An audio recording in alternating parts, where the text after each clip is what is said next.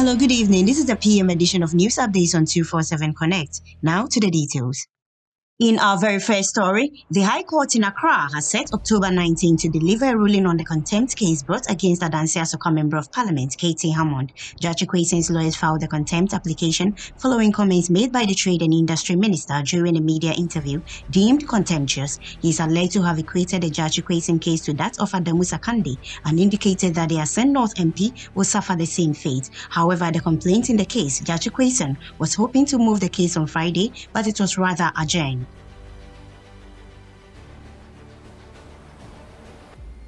In other stories, the Cape Coast District Court 2 has granted bail to the students at the center of the assault case at the Adizadel College. The court, presided over by His Lordship Eric Ohinebe Enchibosiako, granted bail to the culprit to reappear before the court on August 2, 2023, as the court could not have the required number of persons to sit as jury over the juvenile case. Earlier, the student was arrested by the police in Cape Coast this week, cautioned with cause and harm and assault, and then released to the school's headmaster to be produced in court on Friday.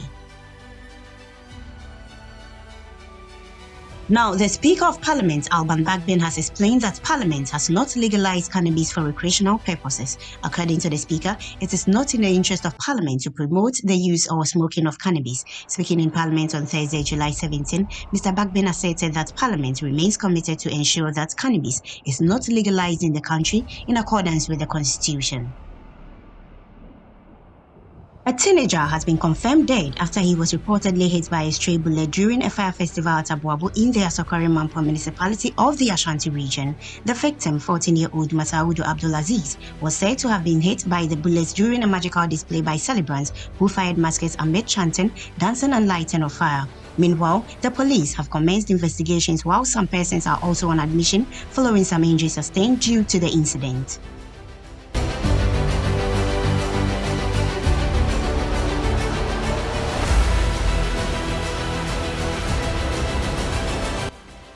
And in business, Ghana has recorded a total of $540 million in petroleum receipts during the first half of 2023, as reported by the Petroleum Holding Fund report released by the Bank of Ghana, which provides insight into the fund's performance. However, this amount represents a decrease compared to the $731 million recorded during the same period in 2022. According to the data from the semi-annual report by the Bank of Ghana, there was a shortfall of $191 million, about 26% less compared to the earnings during the first 6 months of 2022. Away from that, the Ghana Electronics and Musical Instrument Dealers Association is appealing to the Finance Minister Ken Ofori-Atta to use the media budget to address the exchange rate challenges in the country.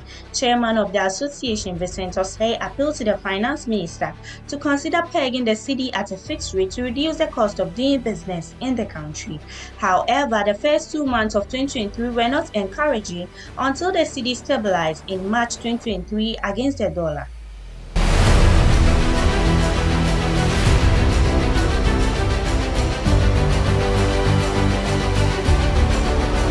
Now, let's cross the borders and do some foreign news. The United Nations says it has suspended its humanitarian operations in Niger after soldiers announced the overthrow of the country's elected president. It says more than 4 million people in the country are currently in need of humanitarian assistance. UN Secretary General Antonio Guterres demanded the immediate and unconditional release of Niger's President Mohamed Bazoum, who is being held captive by military officers. The French Foreign Minister has said President Bazoum spoke to President Emmanuel Macron early on Friday and told him that he was reachable and in good health. Still across the borders, Singapore has hanged a 45-year-old citizen who was caught with 31 grams of heroin, the first time the city-state has executed a woman in nearly 20 years. According to the Central Narcotics Bureau, Saradiwi Binti Jamani was hanged on Friday after being convicted of trafficking not less than 30.72 grams of the drug in 2018. Jamani's execution proceeded despite protests from human rights groups, including Amnesty International, which argue Singapore's use of capital punishment for drug offenses violates international law and does little to deter drug use.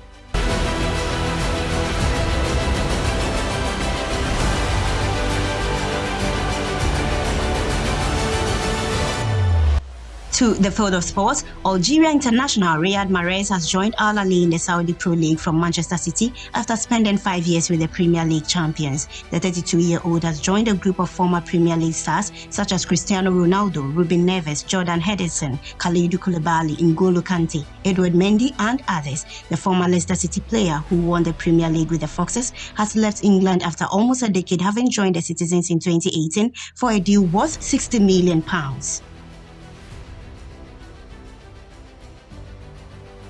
Still in sports, Barcelona has been granted provisional clearance to participate in the 2023-2024 Champions League despite an ongoing UEFA investigation into allegations of payments made to a referee's chief. The probe was initiated following claims that Barcelona made financial transactions to influence refereeing decisions in their favor. In March, UEFA confirmed their examination of these allegations, and the matter gained further attention after the Barcelona Public Prosecutor's Office launched a criminal investigation on the same grounds.